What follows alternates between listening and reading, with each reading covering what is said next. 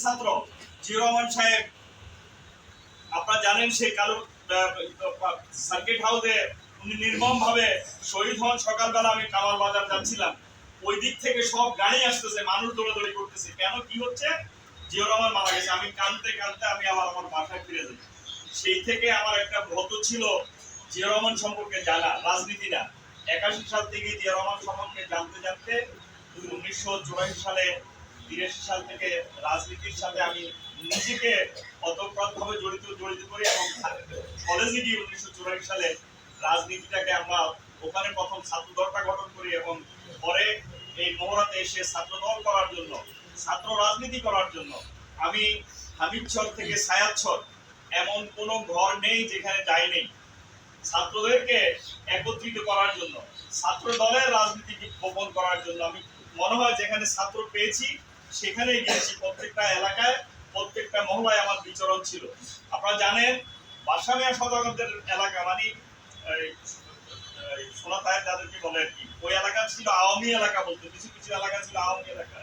ওই এলাকায় গিয়ে আমি মরে গেছে, আজকে আমি ওদের নাম স্মরণ করছি, বক্তিয়ার এবং আলোকিত ছিল, শাহাদাত, এদের দিয়ে আমি ওই এলাকায় ছাত্রদল গঠন করি।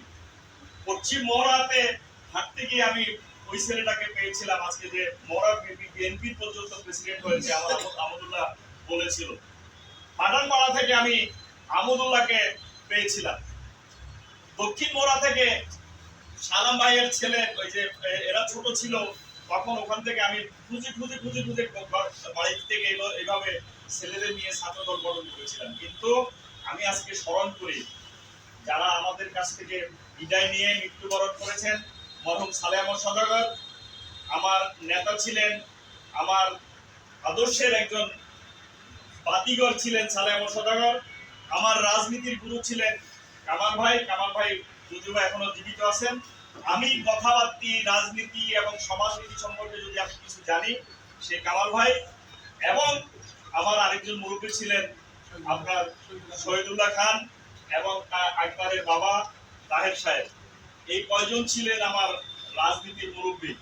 এরপরে যখন ছাত্রদল গঠিত হলো, আমি বিএনপিকে ঐক্যবদ্ধ করার জন্য, তাহের ভাই ছিল সে সময় জানেন যে দক্ষিণ মোড়া থেকে ওই এলাকা থেকে উনি ছিল, এই এলাকাকে আমি সালাম বাইরে আনলাম। তারপরে এই কাদিরদের বাড়ি থেকে কাদির সাহেবকে আনলাম, সেগুলো তো ছিলই। এই ছিল ওই যে আকবর যেভাবে বলছে, মিছিল না ধরলে মিছিল হতো না।